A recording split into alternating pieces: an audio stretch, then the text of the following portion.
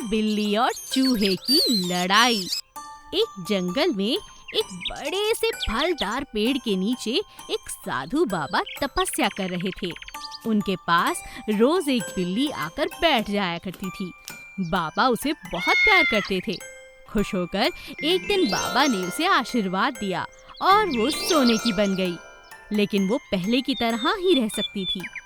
धन्यवाद बाबा जी, आज के बाद मैं आपके साथ ही रहूंगी। खुश रहो बिल्ली, मेरे पास जितने भी गांव वाले आते हैं बहुत सा प्रसाद लाते हैं। मैं तो इतना नहीं खा पाता, तुम सब खा सकती हो। बिल्ली बहुत खुश हो जाती है। यह देखकर सामने रहने वाले चूहे को बहुत चिढ़ मचती है।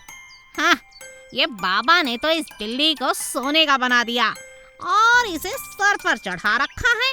हाँ, अरे मेरी तो जिंदगी ही बर्बाद है। दिन भर खाने के लिए ढूंढना पड़ता है। हाँ, पर अच्छी बात ये है कि इस बिल्ली का पेट भरा रहता है और ये मुझे बख्श देती है।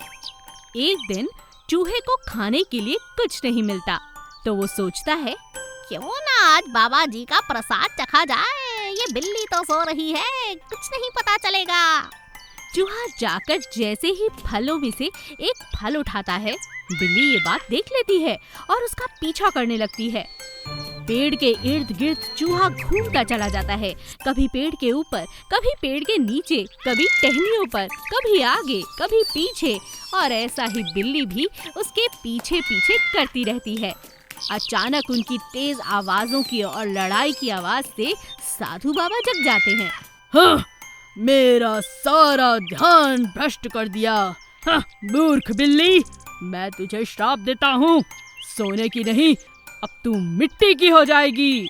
बेचारी बिल्ली को मिट्टी की बना देते हैं साधु बाबा, और यह सब देखकर चूहा बहुत डर जाता है और दुम दबाकर भागने लगता है। माफ कर दीजिए साधु बाबा, माफ कर दीजिए, मैं ऐसा नहीं करूंगी, माफ कर दीजिए मुझे। बिल्ली के लाख माफी मांगने के बाद भी साधु बाबा उसे माफ नहीं करते और फिर वो चूहे से कहते हैं, तुझे भी नहीं बख्शूंगा, चला जा यहाँ से, नहीं तो तुझे भी मिट्टी का बना दूंगा। माफ कर दीजिए बाबा, इस बिल्ली को भी माफ कर दीजिए, मैं शरारत कर रहा था, इसकी कोई गलती नहीं है। साधु बाबा चूहे की बात मानकर बिल्ली को माफ कर देते हैं और दोनों की लड़ाई खत्म हो जाती है। माफ करो सोना बिल्ली, मेरी शैतानी की वजह से तुम्हें इतनी डांट पड़ी। कोई बात नहीं, मुझे एक अच्छा दोस्त मिल गया है, मैं अकेली यहाँ बोर हो जाती थी। चूहा और बिल्ली अब दुश्मन नहीं, दोस्त हो जाते हैं और हमेशा के लिए साधु बाबा की सेवा में लग जाते हैं। अच्छी गाय का स्वच्छ दूध। एक शहर में किशोर नाम का एक आदमी रहा करता था। वह हाल ही में विलायत से इंडिया आ गया और कुछ अच्छा काम करने की सोच में पड़ गया। तभी उसने गाय का दूध बेचने का व्यापार शुरू करना चाहा। लेकिन उसी गांव में बहुत सारे गाय का दूध बेचने वाले थे। कुछ लोग दूध में पानी मिलाकर बेचते थे और कुछ लोग गाय को इंजेक्शन की दवा देकर ज्यादा दूध निकालकर कलुषित और गंदा दूध बेचते थे। लेकिन किशोर उन सब से अलग सोचकर सिर्फ स्वच्छ गाय का दूध बेचने की शपथ लेता है। एक दिन एक आदमी ने ऐसा बोला, अरे किशोर बाबू, आपका दूध तो बहुत अच्छा है, बहुत स्वच्छ है। ऐसी दूध पिएंगे तो हम सब तंदुरुस्त रहेंगे।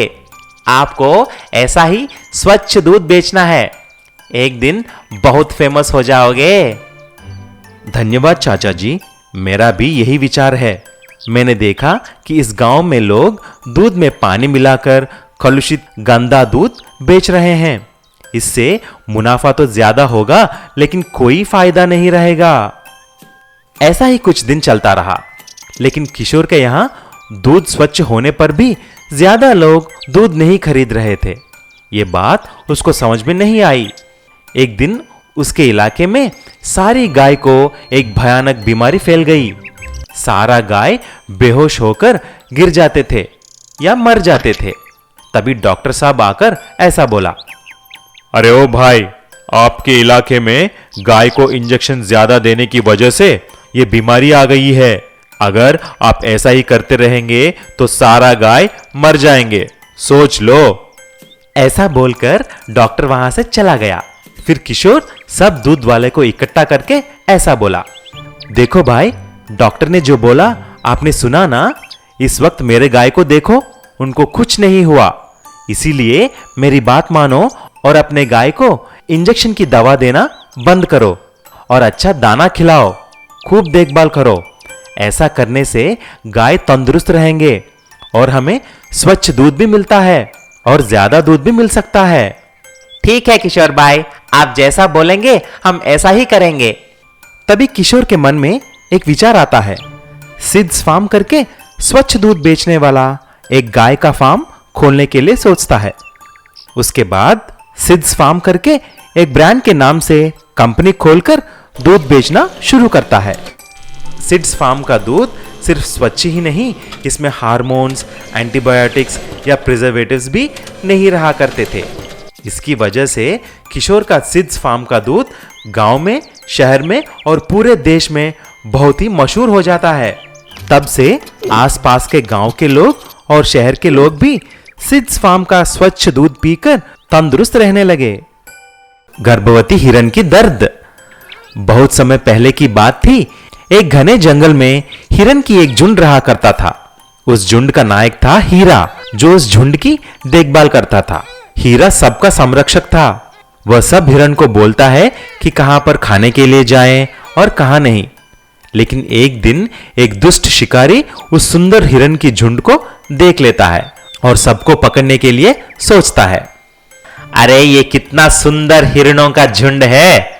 अगर मैं इसका मांस शहर में जाकर बेचूंगा तो बहुत अच्छा दाम मिलेगा। उसी झुंड में हीरा का जोड़ी पन्ना भी थी। पन्ना एक खूबसूरत सुनहरे रंग में थी। उसकी त्वचा चमकती हुई थी। उसके सींग भी चांदी के रंग में थी। एक दिन पन्ना को पता चलता है कि वह गर्भवती है। तभी सारे हिरन ये बात जाकर हीरा को बोलते हैं। आपको मुबारक हो नायक, आप अभी बाप बनने वाले हैं। ये बात सुनकर हीरा बहुत खुश हो जाता है और पन्ना को अच्छी तरह देखभाल करने का आदेश देता है। लेकिन हीरा को पता नहीं था कि वह शिकारी उनकी झुंड पर हमला करने एक योजना के साथ आ रहा था। कुछ दिन के बाद शिकारी एक योजना बना के हिरन की झुंड पर हमला करने जंगल में आता है और चुप के मौके के लिए देखता है। जब सारे हिरन पानी पीने के लिए एक तालाब के पास आते हैं, तभी अचानक शिकारी एक जाल डालता है। शिकारी को देख सारी हिरन भाग जाते हैं, लेकिन गर्भवती होने के कारण पन्ना भाग नहीं सकी और इस जाल में फंस जाती है। अरे मुझे बचाओ, कोई मुझे बचाओ। शिकारी जी मुझे छोड़ दो, मैं गर्भवती भी हूँ। मेरे बच्चे की जन्म के बाद मैं ही आपके पास चला आऊंगा, मुझे छोड़ दो। ऐसा बोलकर पन्ना गिड़गिड़ाने लगी। उसको देख सारे हिरन परेशान हो जाते हैं और हीरा भी रोने लगता है। तुरंत उस शिकारी ने पन्ना को एक वैन में उठाकर चला जाता है, लेकिन हीरा को कुछ सूझा नहीं। तभी कुछ हिरन आकर ऐसे बोले, हीरा नायक, क्या हम जाकर हाथी की मदद ले लें? हाथी जी हमारा बहुत अच्छे दोस्त है, वह जरूर हमारा मदद करेगा। हीरा जाकर सारी बात हाथी को बोलता है। तभी हाथी ऐसा बोलती है, अरे हीरा, तुम परेशान मत हो। मुझे पता है कि वह शिकारी कहां रहता है। हम अभी निकलेंगे, चलो। ऐसा हाथी और हीरा तुरंत एक छोटी सी गांव जाते हैं। वहां पर एक घर के सामने एक वैन में पन्ना को देखते हैं। पन्ना शिकारी की वजह से बहुत डर गई थी।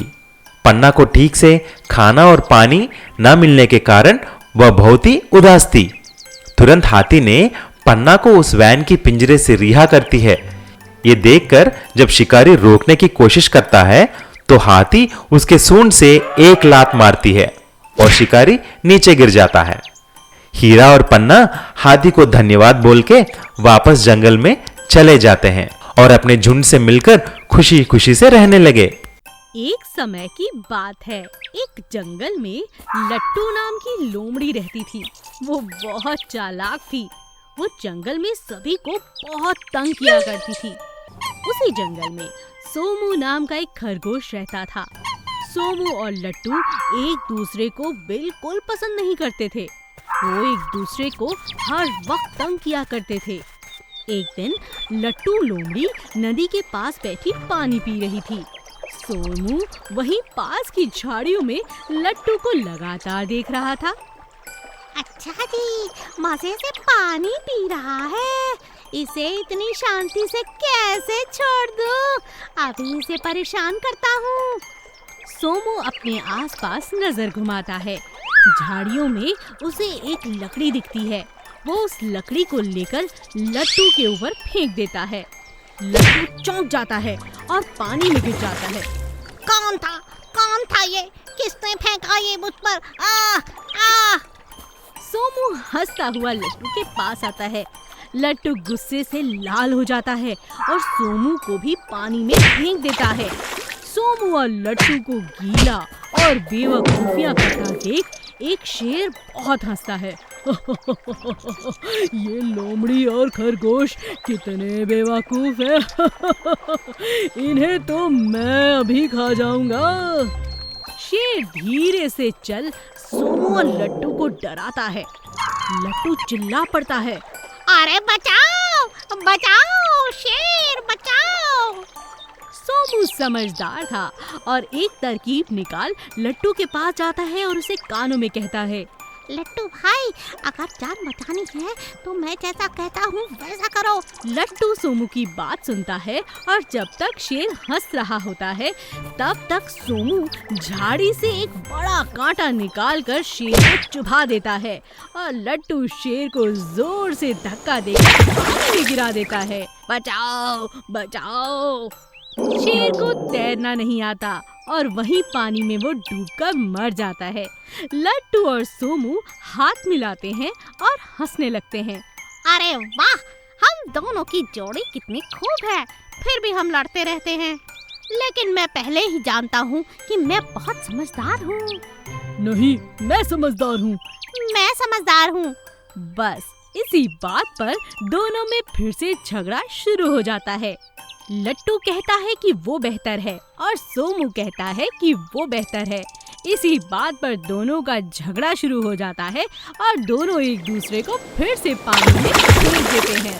और यह देखकर जंगल के बाकी जानवर फिर से हंसने लगते हैं।